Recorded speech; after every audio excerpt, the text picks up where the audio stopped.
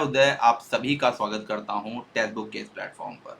आप सभी लोग फटाफट लाइव आ जाएं, काफ़ी इंपॉर्टेंट एमसीक्यूज में इंग्लिश लिटरेचर का लेके आ गया हूं आप सभी के सामने। ये आपके DSSB का एग्जाम हो, यूपी टीजीटी पीजीटी हो, मतलब किसी भी एग्जाम की आप प्रिपरेशन कर रहे हैं, HPSC की प्रिपरेशन कर रहे हैं, सभी एग्जाम्स के लिए ये इंपॉर्टेंट क्लास होने वाली है। तो बिल्कुल भी टाइम ना वेस्ट करें, फटाफट आ जाएं।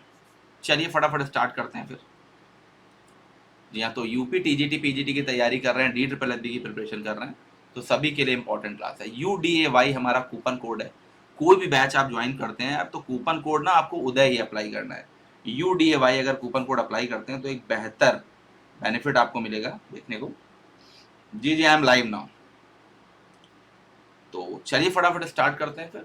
टेलीग्राम चैनल आप लोग डिस्क्रिप्शन बॉक्स में ज्वाइन कर सकते हैं। टेलीग्राम चैनल अगर आप ज्वाइन करते हैं तो प्रॉपर लिंक्स वगैरह आपको मिलते रहेंगे।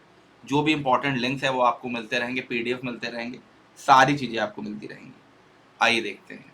पहला क्वेश्चन आपकी स्क्रीन पर आ गया है, फटाफट आंसर दें। Now gods stand up for the bastard line from. ये लाइन ली गई है, किंग लियर की लाइन है, ओथेलो की लाइन है, सिम्बलन की लाइन है, नन ऑफ दीज।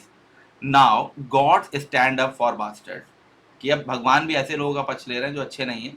ये किसकी लाइन है? King Lear, Othello, Cymbeline, none of these. बताएं सभी लोग, फटाफट रिप्लाई दें। I am waiting. Hello hello.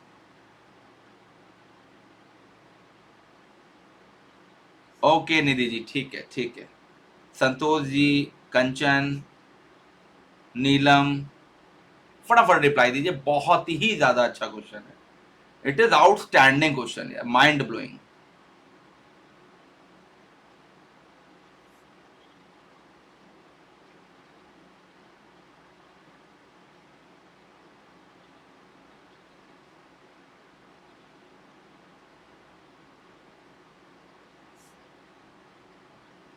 Okay okay, King Lear बच्चे आंसर दे रहे हैं, आइए देखते हैं।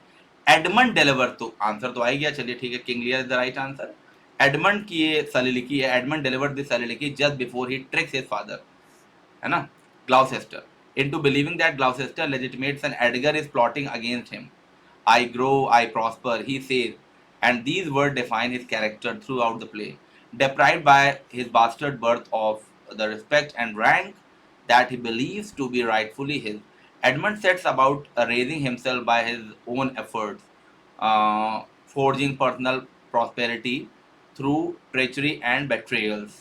Okay, so King Lear is the right answer। और किसकी स्पीच है? एडमंड की। ये भी आप लोग ध्यान रखिएगा, अगर पूछा जाए तो गलत ना करिएगा, बहुत ही ज्यादा इंपॉर्टेंट क्वेश्चन है।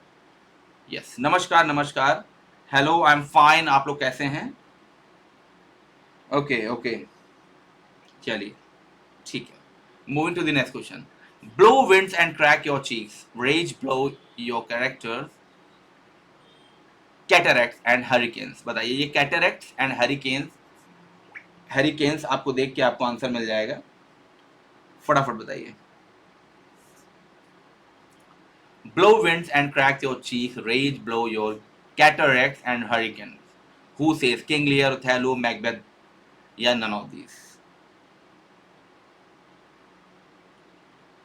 यस यस यस यस, फटाफट रिप्लाई दें। बहुत ही शानदार ये MCQs हैं। अगर आप HPSC की प्रिपरेशन कर रहे हैं उसके लिए भी बहुत इंपॉर्टेंट है। अगर आप DSSB की प्रिपरेशन कर रहे हैं उसके लिए भी बहुत इंपॉर्टेंट है। याद रखिएगा, अगर आप यूपी की प्रिपरेशन कर रहे हैं तब तो इंपॉर्टेंट ही इंपॉर्टेंट है, तो एक्स्ट्रा दिमाग लगाना ही नहीं। सभी एग्जाम्स के लिए ये क्वेश्चन बहुत ज़्यादा इंपॉर्टेंट है। फटाफट आप लोग जुड़ते चले जाइए, फटाफट जुड़ते चले जाइए, आंसर देते चले जाइए। Blow winds and cracks your cheeks, rage blow your cataracts and hurricanes. Who says King Lear, Othello, Macbeth, none of these?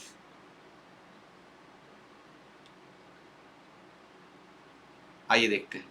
When Lear says, blow winds and crack your cheeks, rage blow, he is calling upon the storm to do its worst, both to him and to the world. Lear wants the storm to crack nature molds. All Germans spill at once that makes ingrateful man. This line means that he is asking it to destroy the human race altogether. कि उसके साथ पूरी human race खत्म हो जाए, बर्बाद हो जाए। किंग लियर, अब किंग लियर ने इतनी बड़ी गलती करी है तो इस तरह की बातें वो करेंगे। यस, जिस बेटी को सबसे ज्यादा, जो बेटी उन्हें सबसे ज्यादा प्यार करती है, कॉर्डेलिया, उसको तो उन्होंने रिजेक्ट कर दिया था। right? She wished she had not heard it, yet she wished that heaven had made her such a man. Yet she wished that heaven had made her such a man. ये line कहाँ से ली गई? ये line बस important है. I request you all कि ये lines आप लोग याद रखिएगा, बस अपने नोटबुक में नोट कर लीजिए कि ये लाइन इंपॉर्टेंट है. मैं बता रहा हूँ, आएगा आपके एग्जाम में. Pradeep, I am fine, what about you?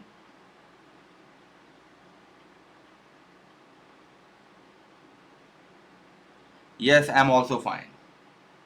I'm also fine, dear. I'm also fine.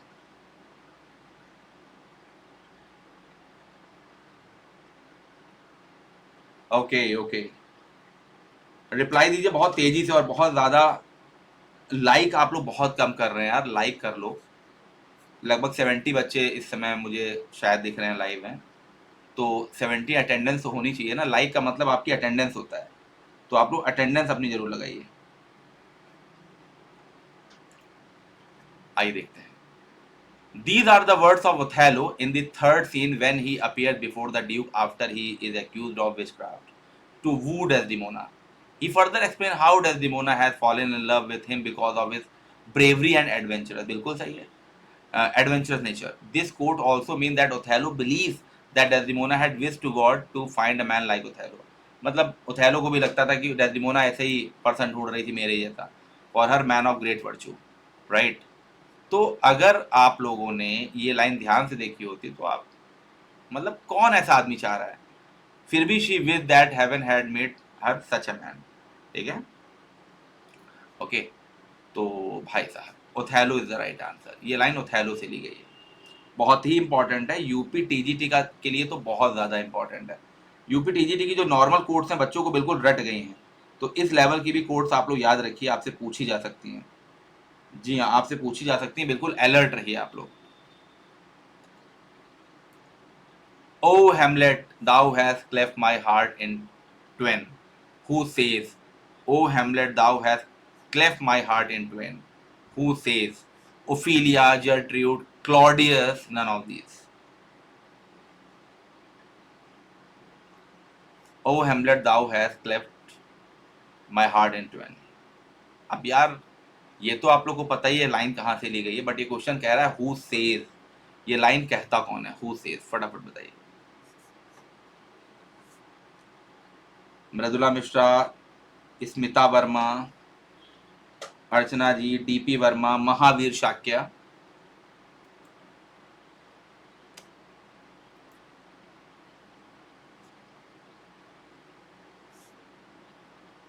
Good evening, good evening, good evening.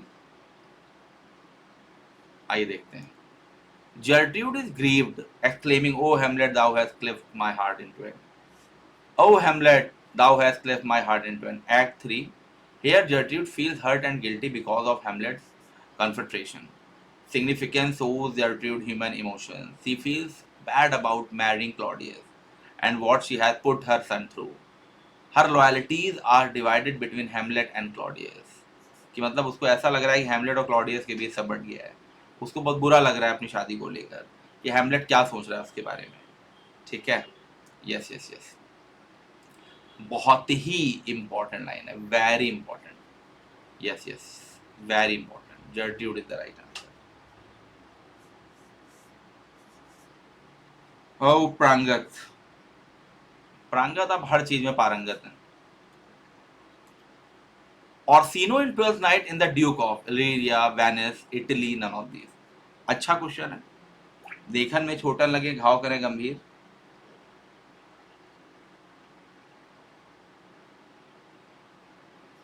Orsino in 12th night in the Duke of, आप सभी को बताना है ऑर्सिनो जो है 12th नाइट में Duke कहाँ का रहता है.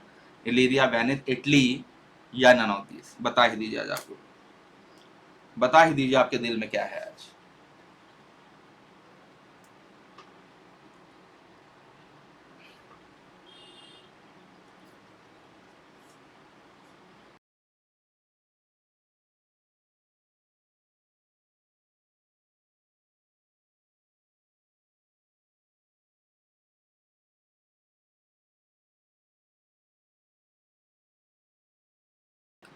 फटाफट आंसर दें. It is outstanding question. Orsino in Twelfth Night and Duke of. Duke Orsino is a fictional character from William Shakespeare, played Twelfth Night. Duke Orsino is the noble Duke of Rivia. Yes, yes, yes. A will be the right answer. ठीक है, answer आप लोग का सही है. He is powerful nobleman who is trustworthy and kind to everyone he meets. As a bachelor, Orsino is in love with beautiful lady Olivia. He is constantly compares his love for her with music. Very important.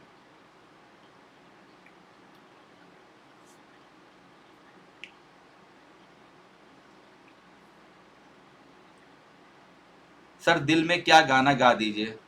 तुझे समय पढ़ा दूं, तेरा selection मैं करा दूं, मेरे दिल में आज क्या है तू कहे तो मैं पढ़ा दूं. क्या बच्चों, आप लोग को एंटरटेन करने के लिए मैं हर चीज कर सकता हूं. I can do everything.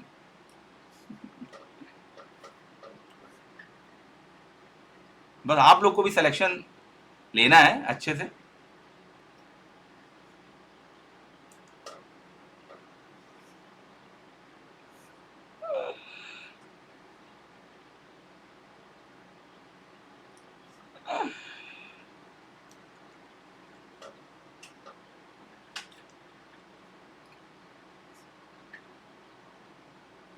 Thank you, thank you, thank you, thank you very much. जिंदगी में चारों तरफ वैसे ही निराशा है. थोड़ा सा यहीं पे हम लोग फैमिली की तरह एंटरटेन कर लेते हैं. पढ़ाई भी हो जाती है, थोड़ी बातचीत भी हो जाती है. वरना चाचा मामा में तो स्टेटस से बाहर चल रहा है आजकल. आजकल लड़ाई का जवाब स्टेटस से दिया जाता है. जिसने स्टेटस वाली फैसिलिटी बनाई होगी उसको इंडिया वाले धन्यवाद दे रहे होंगे. सबसे अच्छा हमारे यहाँ के लोग यूज करते हैं, है ना.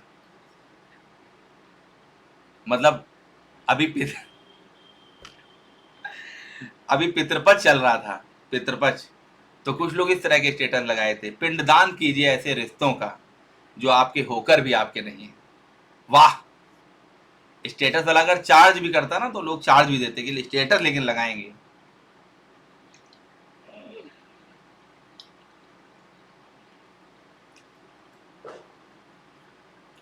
Yes yes yes. चलिए आगे बढ़ते हैं.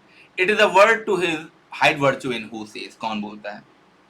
It is a world to hide virtues in.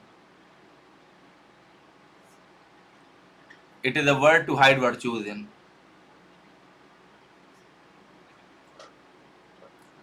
पहले स्टेटस वगैरह होते नहीं थे, फोन होते नहीं थे, तो लोग इकट्ठा होते थे फैमिली वाले, तब वहां लड़ाई होती थी. अभी कोई आता जाता तो किसी के है नहीं, स्टेटस से वार हो रहे हैं, है ना. अच्छा, तुम्हारा स्टेटस देख के उसने रिप्लाई नहीं किया. अच्छा, यानी उसके मन में कुछ ट्रिक है. वो हेमलेट है. वो पागल होने का ढोंग तो कर रहा है लेकिन वो पागल है नहीं. वो स्टेटस देख के नहीं रिप्लाई कर रहा. अच्छा, उसने परसों तुम्हारा भी रिप्लाई नहीं किया था. ओ, स्टेटस लगा के उसने हटा लिया. इस तरह की आजकल बातचीत हो रही है. It is a world to hide virtues in. देखिए, बहुत अच्छा क्वेश्चन है. In act 1 scene 3 of 12th night, sir Toby Belch takes sir Andrew when Toby asks it is a world to hide virtues in. He is saying that contrary that our word is not a place in which we should hide our skills. Andrew should dance to and from church. बहुत ही अच्छा है. A will be the right answer. ये Bobby और Toby कुछ नहीं है, illogical है. ये बड़े ही इलॉजिकल है. Complete the sentence. The reversal of Fortune of a tragic hero is called. सब कुछ जिंदगी में अच्छा अच्छा चल रहा था, सब कुछ अच्छा अच्छा चल रहा था, अचानक से आपके फॉर्चून में भाग्य में बदलाव आ जाता है. जैसे मान लीजिए आप गवर्नमेंट टीचर हैं और आपको पता है दिवाली में 10 दिन की छुट्टी है, एकदम से सारी छुट्टियां रद्द कर दी जाती हैं, तो आपके फॉर्चून में अचानक से बदलाव आ जाता है ना. मामला गुड टू बैड हो जाएगा, है ना. गुड टू बैड हो जाएगा. तो जो टर्निंग पॉइंट आता है उसको क्या कहते हैं? फॉर्चून मतलब बवाल हो गया है उसके बाद वाला, पैरीपीटिया, उसके बाद जो लाइफ में फॉर्चून में जो बदलाव आता है वो टर्निंग पॉइंट को तो एनाग्नोसिस कहते हैं. उसके बाद जो लाइफ में चलता है सब बवाल हो जाता है. जैसे इडिपस रेक्स आपने देखा होगा, इडिपस रेक्स में है ना, कैसे वो अनलोइंगली अपने पिता को मार देता है और माँ से शादी कर लेता है, फिर जब उसको बाद में पता चलता है तो बड़ा दुखी हो जाता है। Peripeteia, yes. The quotes these lines about tragedy. Who quoted these lines about tragedy? The plot then is the first principle and soul of tragedy, and character hold the second place. बताएं। चलिए बेटा, इसी बात पे आप लोग like कर लीजिए, मैंने इतना अच्छा गाना सुनाया आप लोगों को। इसी बात पे आप लोग आज लाइक करके दिखा दीजिए अपनी पावर को, कि आप लोग के पास एक थंब है जिसको आप लोग लाइक के लिए दबाते हो।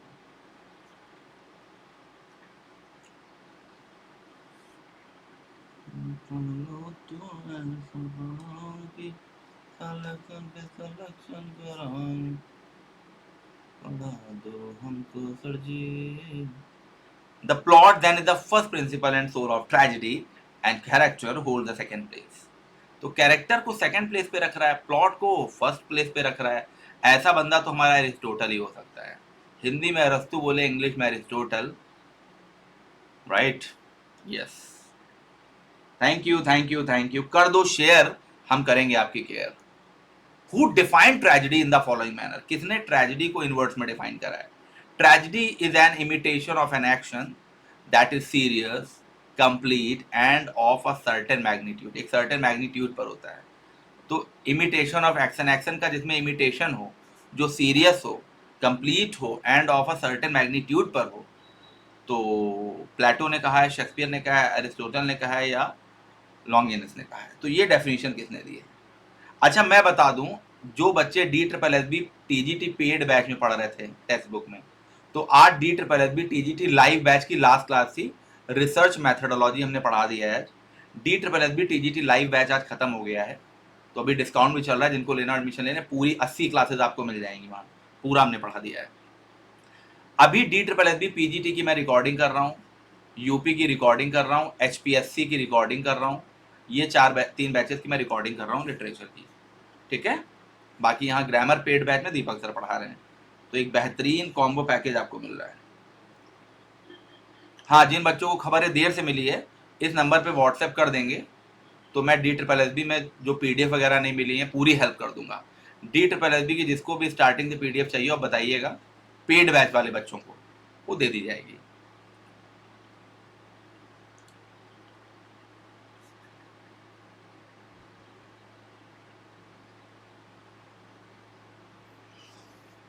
सब मिल जाएगा। मीनू कुशवाहा बिल्कुल मिलेगा, क्यों नहीं मिलेगा? आपको पूरा शिक्षा का अधिकार है भारत में, मिलेगा आपको। यस, एरिस्टोटल, बिल्कुल। मोरालिटी प्लेज रिटर्न इन, मोरालिटी प्लेज, मिरिकल प्लेज, है ना, मिस्ट्री प्लेज, सब मैं बहुत ज्यादा डिफाइन कर चुका हूं आपको। So morality plays were written in the 15th and 16th century, 17th century, 18th century, 19th century. फटाफट बताइए बेटा, सब लोग लाइक करिए, अपनी अटेंडेंस दर्ज कराइए, कितने बच्चे इकट्ठा हैं आज, कितने बच्चे आ चुके हैं, फटाफट बताइए। प्रियंका सिंह, याशवी, सतीश चंद्र, ओके। हाँ भाई, मैंने शेयर कर दिया है, स्टेटस भी लगा दिया है आप लोगों के लिए, और क्या चाहिए आप लोगों को? अब घर घर तो मैं नहीं आऊंगा बताने, क्लास स्टार्ट हो गई। चलो चलो, बुलावा आया है, उदय सर ने बुलाया है।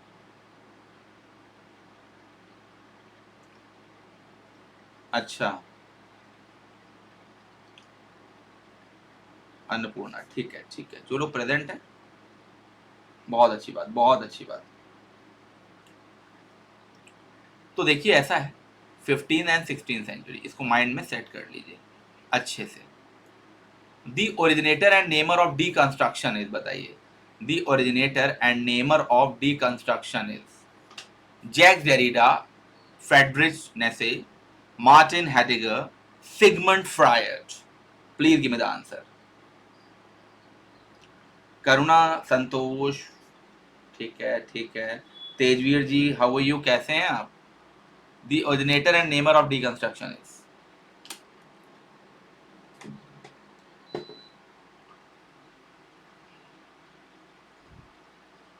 Jacques Derrida, Jacques Derrida. Jacques Derrida, बहुत बार मैंने पढ़ाया डीकंस्ट्रक्शन क्या होता है. The literary art of diminishing a subject by making it ridiculous and evoking toward it that attitudes of amusement and scorn is called. Allegory, melodrama, parody या satire, बताइए.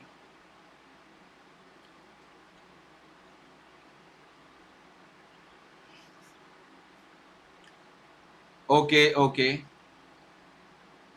क्या बात लालटू जी, आपकी वाइफ को भी मेरा प्रणाम. The literary art of diminishing a subject by making it ridiculous and evoking towards it the attitudes of amusement and scorn is called. क्या हो जाएगा? पैरोडी हो जाएगा.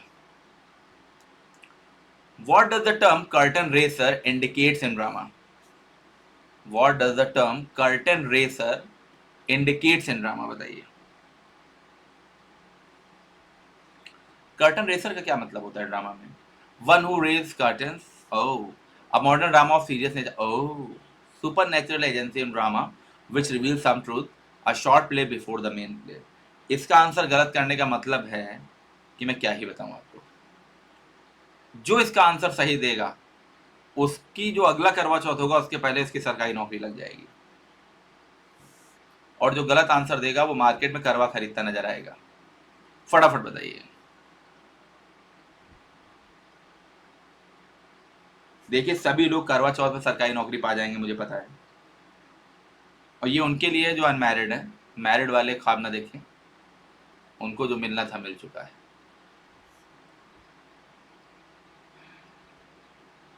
Yes. A short play before the main play. वाह. लो, एक दो लोग C answer दे के क्या कर रहे हैं.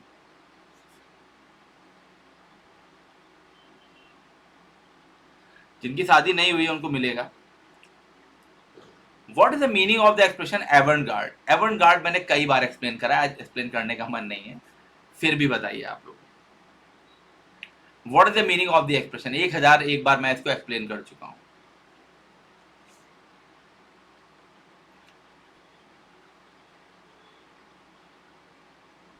ये बच्चा कह रहा है यूजीसी नेट की क्लास कब चलेगी?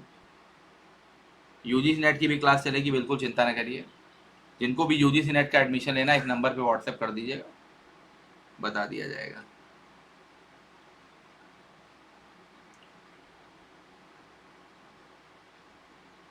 ओके.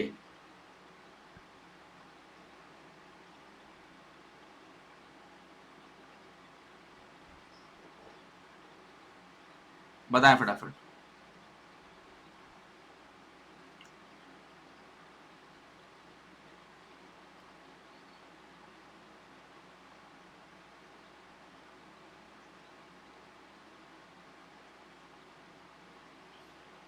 अभी रिप्लाई नहीं आ रहा है.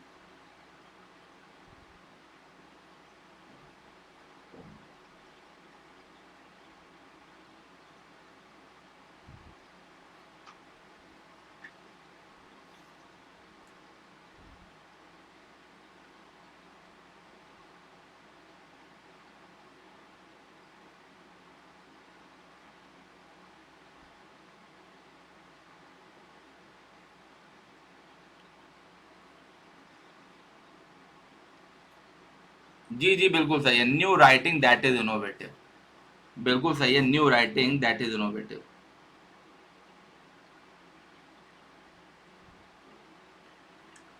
Yes, new writing that is innovative. What is stream of consciousness? बहुत बार बता चुका हूं, बहुत बार. What is stream of consciousness? Stream of consciousness आप यूं समझ लीजिए,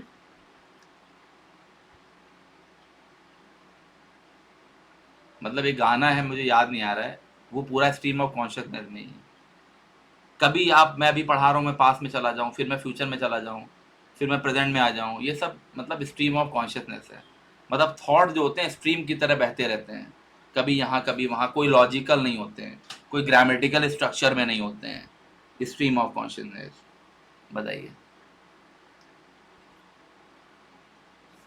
technique which depict the inner thoughts and feelings. Yes, A will be the right answer. वाह बच्चों, वाह. आप लोग पे मुझे वास्तव में बहुत गर्व हो चुका है. बहुत गर्व हो गया है।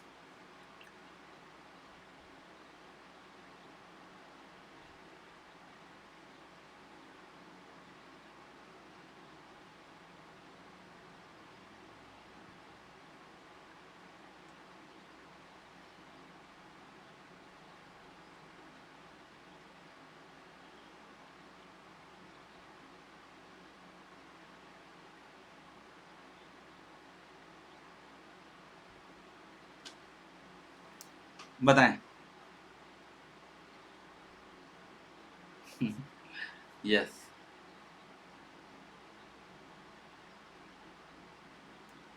अनदर नेम ऑफ वर्थ लिबर इज, वर्थ लिबर का अनदर नेम क्या है? देखिए मेरी भी क्लास स्ट्रीम ऑफ कॉन्शियसनेस की तरफ बहती चली जा रही है, एक थॉट से दूसरी थॉट पर।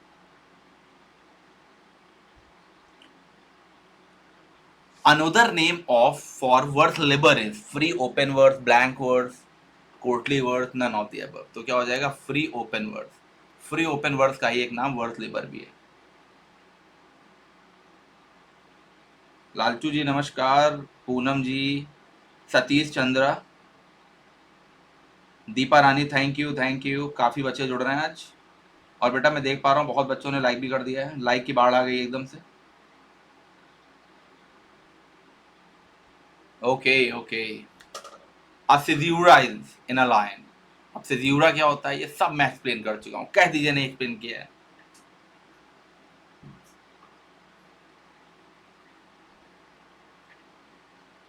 रेनू चौधरी का नाम बोल दिया गया है। रेनू चौधरी अपना ज्वाइनिंग लेटर ले लें 4-5 महीने बाद। A caesura is a dash, pause, pause। क्या होता है? पॉज होता है। To be or not to be, that is the question. जो दैट इज द क्वेश्चन मैंने बोला to be or not to be के बाद ये सेज्यूरा है। यस, ये जो इस तरह का पॉज लग गया बीच में, ये सेज्यूरा है। ठीक है, pause. What is poetic licence? ये पोएटिक लाइसेंस क्या होता है? Poetry written to establish rules and regulations of versification, royal permission to write poetry, liberties with language in the facts and poetry, poetic norms of a particular period. बताएं। प्रदीप कुमार हो जाएगा बेटा, D triple S B का आज हो गया, अब UP TGT पे ही लगने जा रहे हैं। चिंता ना करिए, बाएं हाथ का खेल है अपने। What is poetic licence? फटाफट बताइए। What is poetic licence? Poetry written to established rules and regulations of versification. ये अगर आप बता रहे हैं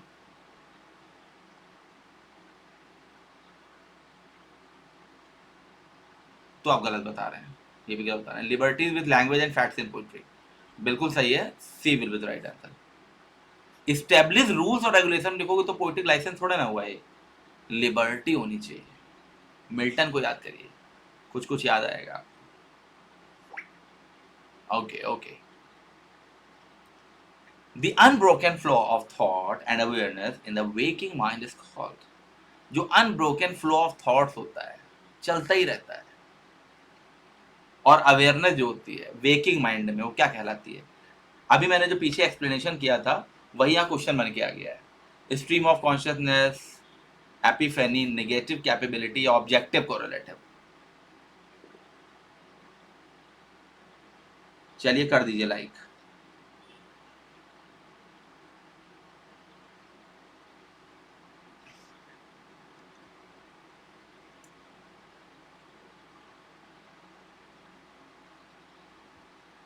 अच्छा,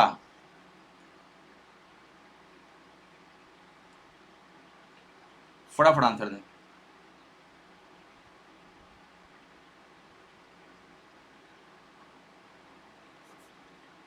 काफी अच्छा बच्चे बता रहे हैं, मजा आ रहा है पढ़ने में।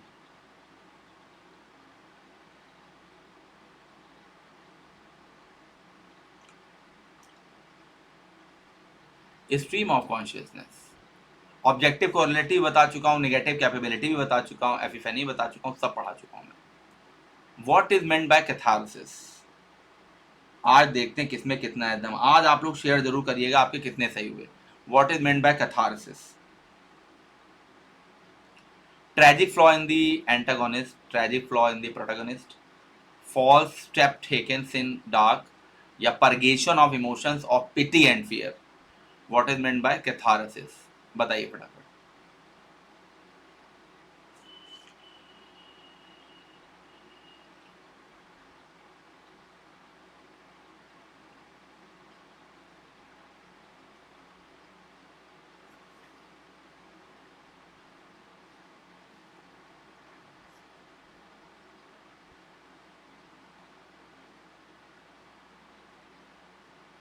Purgation of emotions of pity and fear.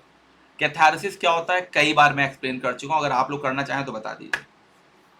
कोई ऐसा बच्चा जो नया हो और ये क्लास देख रहा हो, मुझे व्हाट्सएप जरूर करिएगा, तो मैं वो वीडियो भेज दूंगा जिसमें मैंने एक्सप्लेन करा है. Literary term by Uday sir डालेंगे यूट्यूब पे आ जाएगा. यूजीसी नेट वाली चैनल पे पढ़ाया था मैंने, सब पढ़ाया है, बहुत डिटेल्ड में एक्सप्लेन कर करके पढ़ाया है. द टर्म डिस्टोपिया एम्प्लाइज, बताइए द टर्म डिस्टोपिया एम्प्लाइज, फटाफट बताएं. Pleasant imagery world, unpleasant real world, pleasant real world, unpleasant imagery world, बताएं.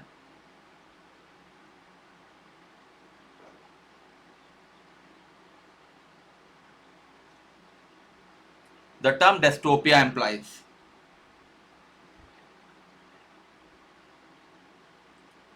Priyanka Singh B. The term dystopia employs. Utopia नहीं पूछा गया, डेस्टोपिया पूछा गया बेटा. अनप्लेजेंट इमेजरी वर्ड हो जाएगा जी. What is the theme of proletarian novel? Proletarian novel का क्या थीम रहता है? Aristocratic class, warriors, middle class. तो मिडिल क्लास तो नहीं रहता है, वॉरियर्स नहीं रहता है. अब ए या डी में होगा, ए या डी में. ये का आंसर है एरिस्टोक्रेटिक क्लास की बात करते हैं या वर्किंग क्लास की बात करते हैं? दुनिया के मजदूरों एक हो जाओ. Communist manifesto. What is the theme of proletarian novel? Okay okay okay. Manu Shrivastava, thank you thank you thank you. काफी बच्चे डी आंसर दे रहे हैं, तो मैं कैसे पीछे हट सकता हूँ? मेरी टीम अगर डी आंसर दे रही तो मैं कहाँ जाऊँ बताइए, मैं मुझे भी डी आंसर देना पड़ेगा. A character which remains almost unchanged throughout the story is called. वो कैरेक्टर जो पूरी स्टोरी के दौरान अनचेंज रहता है, एक जैसा रहता है ना, उसे क्या बोलते हैं? सौमित्र चितोया, नीलम शुक्ला, अज्जा उर्वल आराध्या, रजनी सिंह. रजनी सिंह बिल्कुल, देखिए चश्मा में लगा के आंसर दे रहे हैं, बिल्कुल सही आंसर आ रहा है. Flat character is the right answer. Thank you बेटा. कायदे से शेयर करिए आप लोग, या तो कायदे से लाइक करिए, कोई एक काम तो करिए दोनों में. कायदे से शेयर करिए, कायदे से लाइक करिए, कोई एक काम तो देखिए करना ही पड़ेगा.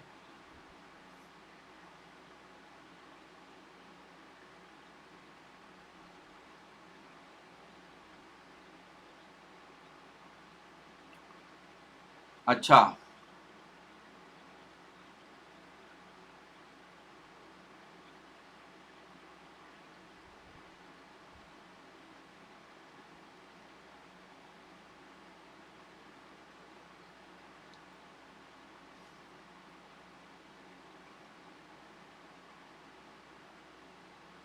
अन्नपूर्णा पांडे, इसका मुझे आइडिया नहीं है, ये देख लीजिए, इस पर इसी चैनल पर क्लास में वीडियो बनाए गए. What is closet drama? ये क्लोजेट ड्रामा क्या है? What is closet drama? Drama to be acted in open, drama to be read, drama to be acted indoor, drama to be performed in streets. अब ये तो गलत नहीं होना चाहिए. व्हाट इज क्लोजेट ड्रामा, फटाफट बताइए.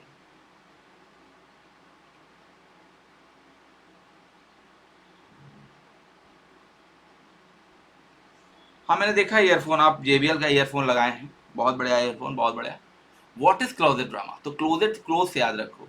अब किसी ड्रामा वाली बुक निकाली, आपने पढ़ा, उसको क्लोज बंद करके रख दिया, यानी drama to be acted open नहीं होगा, ड्रामा टू बी रेड होगा, एक्टेड इंडोर नहीं होगा, स्ट्रीट पे तो नहीं होगा, क्लोज लगा हुआ ना, ट्रिक याद रखिए, close.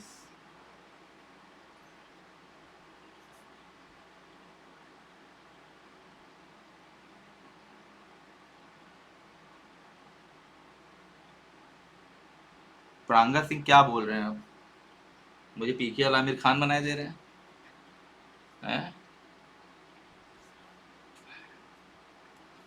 The correct term of a person of material outlook and indifferent to culture is, जो मटेरियल आउटलुक का होता है और इनडिफरेंट होता है, उदासीन होता है, इनडिफरेंट के साथ टू आता है प्रेपोजिशन।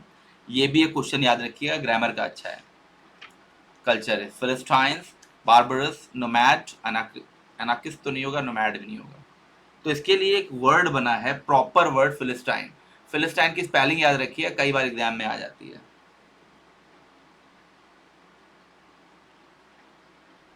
हाँ, कई बार एग्जाम में ये पूछा गया है। Thank you, thank you. Autobiography means क्या होता है? The life history of a person written by someone else, the life history of a person written by himself, the life history of a person as reflected in his writing, या the life history of a person created in painting by himself. बताएं।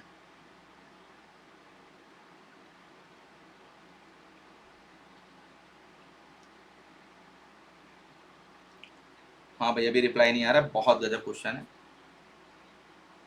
देखो, autobiography और biography में अंतर होता है। क्या अंतर होता है बताइए जरा बच्चों। ऑटोबायोग्राफी और बायोग्राफी में क्या अंतर होता है? और मेमोयर बताइए, एक मेमोयर भी होता है। तो क्या होता है मेमोयर, क्या होता है बायो, क्या होता है ऑटोबायोग्राफी?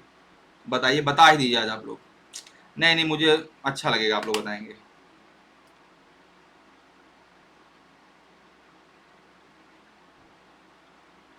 बताइए।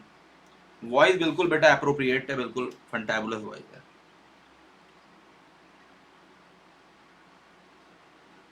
ऑटोबायोग्राफी, बायोग्राफी और मेमोयर में क्या डिफरेंस होता है बताएं।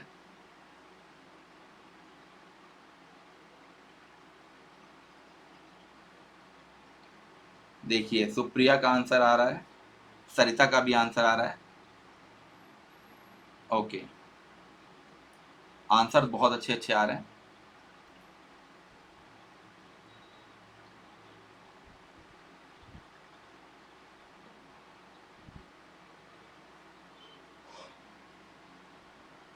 बहुत बढ़िया, बहुत बढ़िया।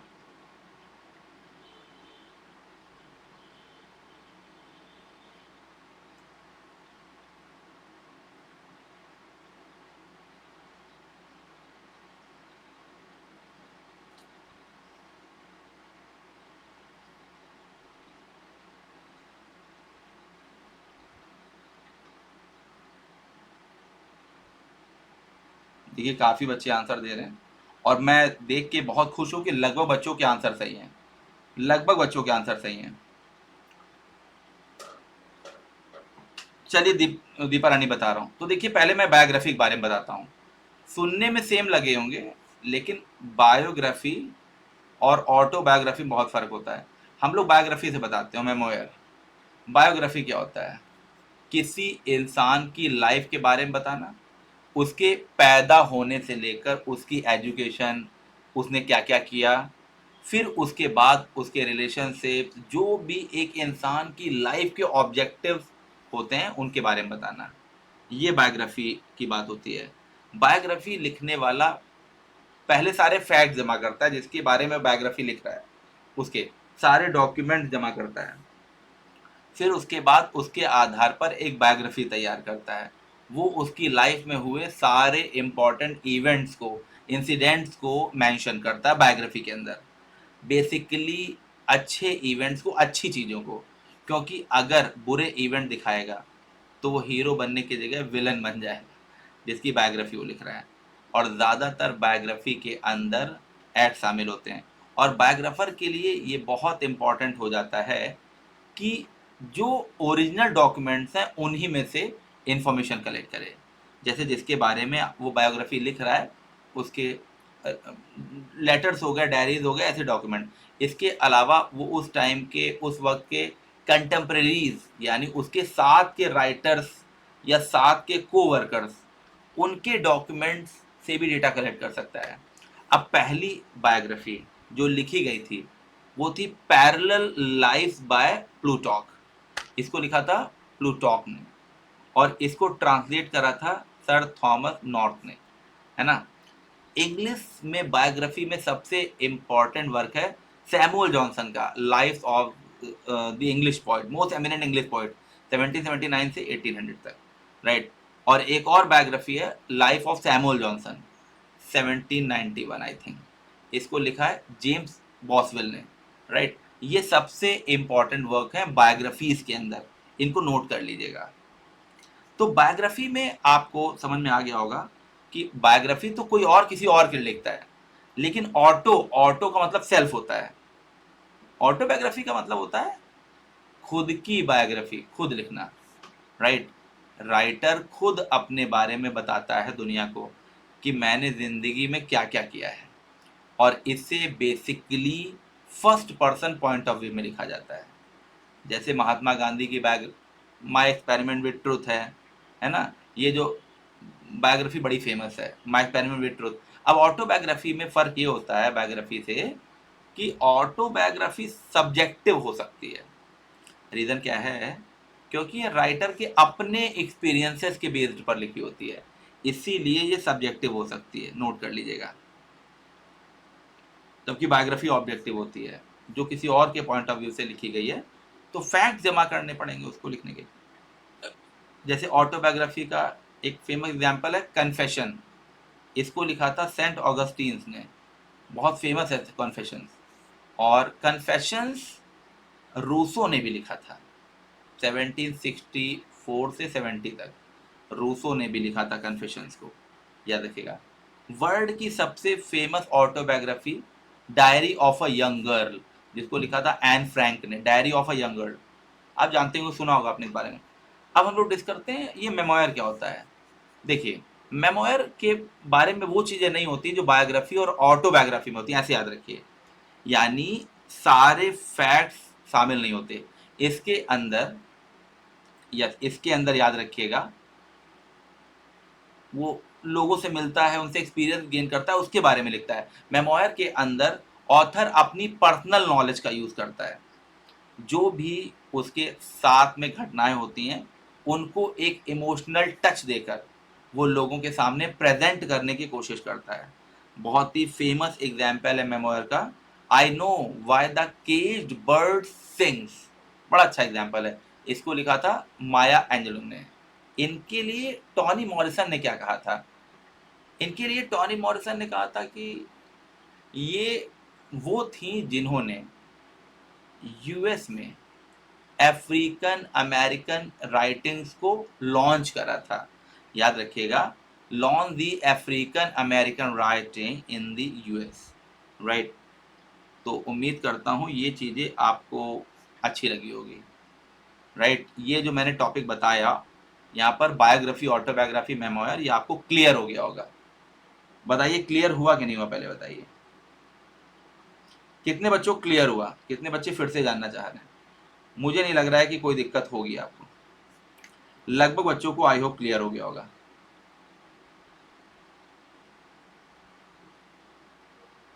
बेटा 1 मिनट, क्लास के दौरान कॉल कर रहे हैं बच्चे।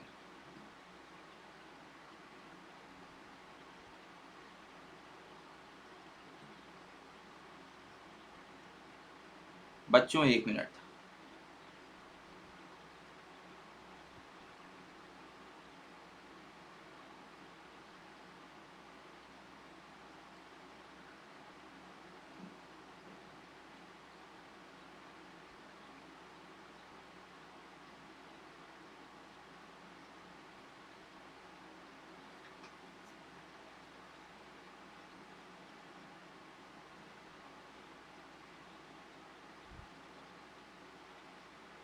चलिए आगे बढ़ते हैं। Myth come from Greek mythos signifying, बताइए। Myth come from mythos signifying, बताएं।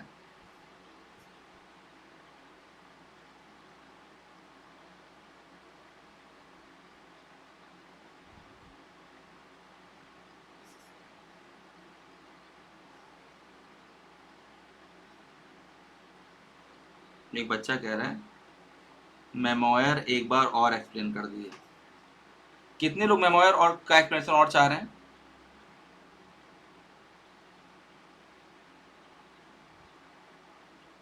देखिए, मेमोयर एक तरह की मेमोरी होती है फॉर द रिमेम्बरेंस, ऐसी चीजें जो याद रखने योग्य हो, है ना। इसमें बायोग्राफी, ऑटोबायोग्राफी, सारी चीजें नहीं ऐड होती हैं इसमें, है ना। मेमोयर चलिए मेमोयर को मैं एक बार और बता दे रहा हूँ, छोटे से 1 मिनट के अंदर बता दे रहा हूँ ताकि आपको कोई दिक्कत ना हो। देखिए, मेमोयर लैटिन वर्ड मेमोरिया से लिया गया है और मेमोरिया का मतलब होता है मेमोरी। तो मेमोरी का मतलब है यानी पास्ट की कोई चीज को, कोई इवेंट को हम प्रेजेंट में याद रखते हैं, उसको फील कर रहे होते हैं। So it is a collection of memories event that someone right about his और हर ओन लाइफ। तो अपनी जिंदगी के बारे में कोई भी इंसान इंपॉर्टेंट इवेंट जो लिखता है उसी को बोलते हैं। जैसे आपसे कह दिया जाए कि आप एक कॉलेज पर अपने नोट लिखें, तो आप जो वो नोट लिखेंगे ना कॉलेज पर, जो आपके कॉलेज के समय में इंपॉर्टेंट इंपॉर्टेंट इवेंट लिखेंगे वो चीज लिखेंगे, तो वो होगा मेमोरी। तो है ना, याद रखिएगा। जैसे इसमें ट्रांसफॉर्मेशन ऑफ मेमोयर इसके पार्ट में आता है, कन्फेशनल मेमोयर आता है, प्रोफेशनल आता है और ट्रैवल मेमोयर भी आता है ना। तो जैसे ट्रांसफॉर्मेशन जो मेमोयर होता है, तो written after author has enduring a great challenge. तो राइटर, कोई ऐसा राइटर जिसे अपनी लाइफ में बहुत कुछ फेस करना पड़ा हो, वो आता है ट्रांसफॉर्मेशनल मेमोयर में, जिसमें बहुत ज्यादा मुश्किलों का सामना करना पड़ा हो। जैसे कि मौत के मुंह से बाहर आना। जैसे जैसे मान लीजिए कभी आपको लगे जिंदगी बिल्कुल खत्म है और फिर आप बच गए हो, तो अगर आप उस समय के बारे में लिखेंगे तो वो ट्रांसफॉर्मेशन मेमोयर के अंदर आएगा। याद रखिएगा, अपने पास के चैलेंजेस को जिसमें लिखता है। ऐसी एक कन्फेशनल मेमोयर होता है, इसमें ऑथर अपने और अपनी फैमिली के पेनफुल और डिफिकल्ट सीक्रेट को शेयर करता है ना। सीक्रेट्स ने, राज ने, कोई कैसे उनकी फैमिली को इफेक्ट किया था। जैसे कोई इंसान बहुत गरीब था, उसके पास खाने के लिए भी कुछ नहीं था, तो वो उन चीज़ों के बारे में उसमें बताता है, किस तरह से उस चीज़ ने उस इंसान को, उसकी फैमिली को इफेक्ट करा था, उसके बारे में। एक और होता है प्रोफेशनल और सेलिब्रिटी मेमोयर। इसमें ऑथर अपने फेमस सक्सेस को शेयर करता है ना। जैसे मान लीजिए कोई टिकटॉक यूट्यूब पे बड़ा हिट हो जाता है, आप इंटरव्यू में जाइए तो आपसे पूछा जाए कैसे हिट हुए, आप बताओगे 4 साल पहले यूट्यूब पे मैंने ये वीडियो बनाया था, पूरी जर्नी नहीं बताओगे। और ऐसी ट्रेवल मेमोयर भी होता है, जैसे जहाँ पे वो कहीं पर वो राइटर ट्रेवल करता है, वहाँ उसने टाइम कैसे स्पेंड किया, कौन से इंपॉर्टेंट इवेंट थे, उनको शेयर करना ट्रेवल मेमोयर में आता है। आई होप आपको मेमोयर और अच्छे से क्लियर हो गया होगा। कोई दिक्कत? कोई दिक्कत बेटा? मेमोयर को ऐसे याद रखो, मेमोरी वाली चीजें, मेमोरी वाली चीजें, ठीक है। यस, हर चीज नहीं, बायोग्राफी ऑटोबायोग्राफी में हर चीज आप ऐड कर देते हो, इसमें केवल मेमोरी वाली चीजें। चलिए खैर,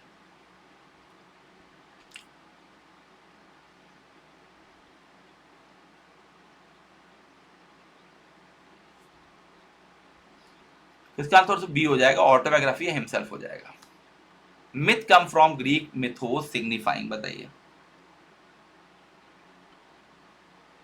तो अ स्टोरी, प्लॉट, ट्रू और इन्वेंटेड, बिल्कुल। डिनोमेंट इज रिलेटेड टू, डिनोमेंट मैंने पढ़ा है, ऐसे से रिलेटेड है, प्ले से रिलेटेड है, लिरिक्स से रिलेटेड है, एलिजी से रिलेटेड है। चलिए इसी बात पे आप लोग लाइक कर दीजिए, कर दीजिए, कर दीजिए लाइक, कर दीजिए लाइक, क्लासेस की नहीं होगी स्ट्राइक। डिनोमेंट इज रिलेटेड टू ऐसे, प्ले, लिरिक, एलिजी।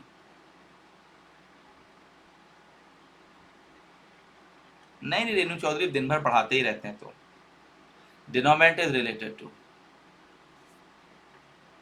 ये क्या हो जाएगा, प्ले हो जाएगा, प्ले। एन एक्वोलॉगियस, बताइए एक्लॉग क्या होता है, बताइए। एक्लॉग क्या होता है, फटाफट बताओ, जिनको भी एडमिशन लेना हो। UDAY कोड डाले बिना एडमिशन ना लीजिएगा, ये कोड जरूर अप्लाई करिएगा, कोड जरूर अप्लाई करिएगा।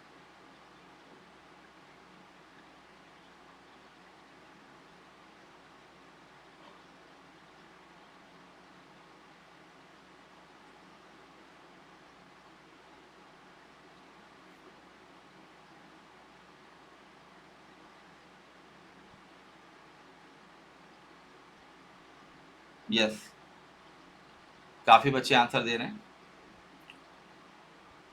बिल्कुल सही है। अब pastoral, pastoral, a sudden and ridiculous descent from the exalted to the commonplace and ordinary, especially when a writer is striving for the noble or pathetic achieves the ludicrous, is best expressed by the term. बताएं। अच्छा question है, बहुत अच्छा question है।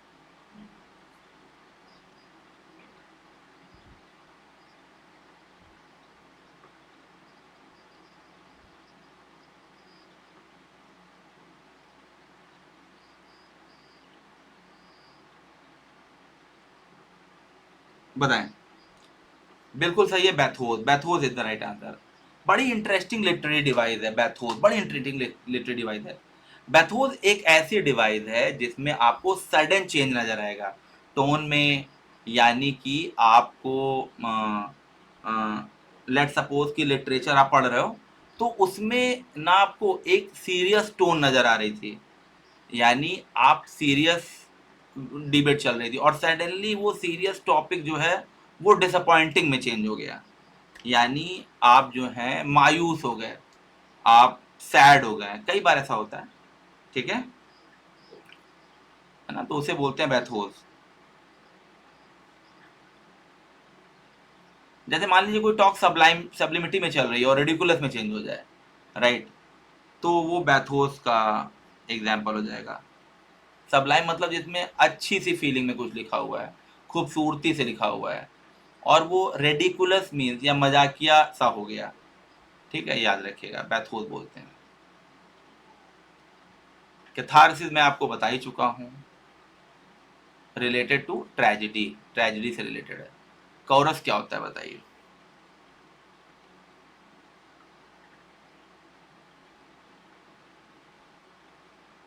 कैसी लग रही है क्लास डियर, जरूर बताइए हमको।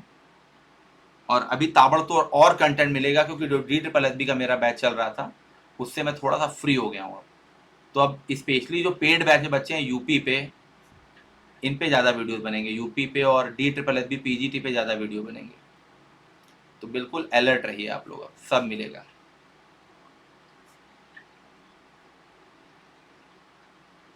Is a group of singers in drama. Chorus, yes.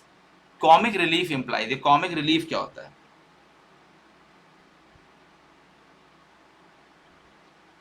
Comic relief क्या होता है बताइए।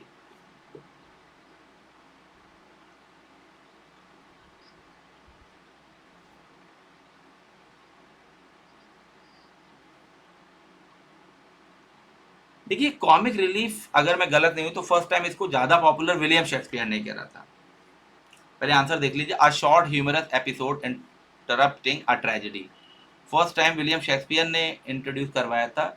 इससे पहले ग्रीक एंड रोमन राइटर जो हैं उन्होंने कॉमिक रिलीफ को अपनी राइटिंग में बहुत ज़्यादा नहीं यूज़ करा था, राइट। अब कॉमिक रिलीफ होता ये है कि मीन्स कोई भी प्ले आप देख रहे हो, ट्रैजिक प्ले, मतलब बहुत ही सॉरो टाइप की कंडीशन चल रही है, बहुत डार्क सी एक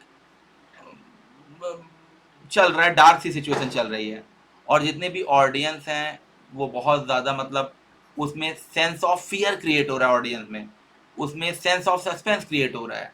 तो इस तरह की जो चीज़ें हैं, टेंशन वाली जो सिचुएशन चल रही है, तो उसमें उसमें शेक्सपियर ने ऐसा किया कि ऐसा एलिमेंट या कैरेक्टर डाल दिया जो ऑडियंस को एंटरटेन करे, यानी थोड़ा सा फनी, थोड़ा हल्का बनाए, है ना। इतना ट्रेजिक ऑडियंस के लिए भी ठीक नहीं होता कि वो इतना देख देख के डिप्रेशन में चले जाएंगे कि अब ये हो जाएगा, वो हो जाएगा, वो हो जाएगा।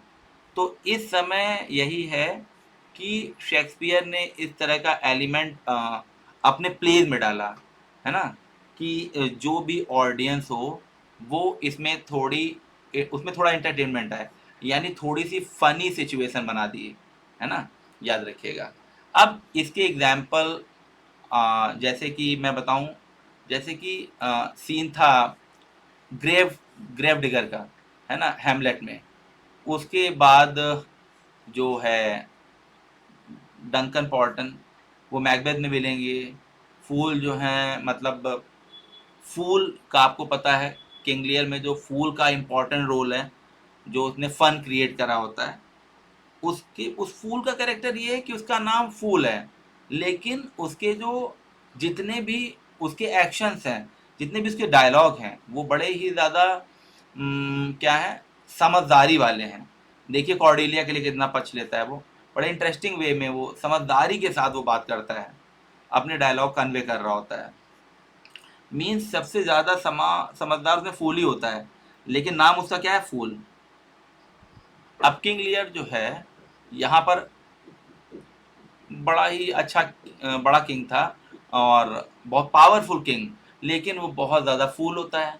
तो फूल जो है वो बेसिकली इंटेलिजेंट होता है, समझदार होता है, सारी सिचुएशन के बारे में उसको पता चल रहा होता है उसको।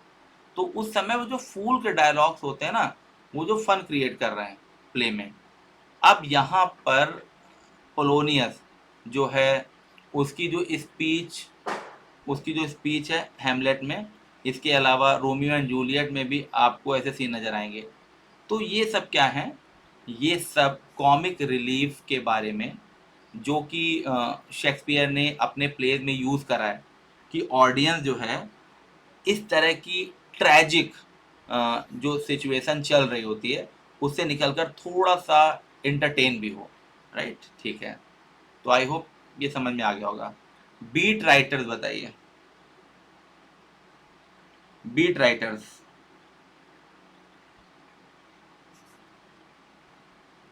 बीट राइटर्स के बारे में बताएं थोड़ा सा।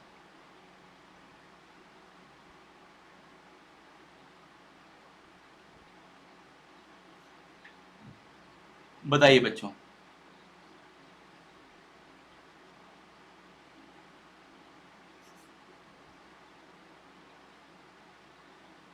Yes, wrote in the 1950s। आप में से कितने लोग बीट राइटर्स के बारे में जानते हैं, थोड़ा बहुत बताइए।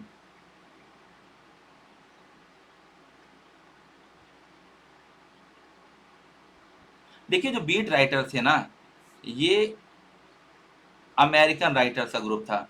बेसिकली इसमें पोइट्स रहते थे, याद रखिएगा। ये अमेरिकन राइटर्स का ग्रुप था और ये 1950s में ग्रुप स्टार्ट हुआ था। इसमें ज़्यादातर लोग मिडिल क्लास फैमिली के थे, मगर इनकी मेंटेलिटी एंटी मिडिल क्लास थी। राइट।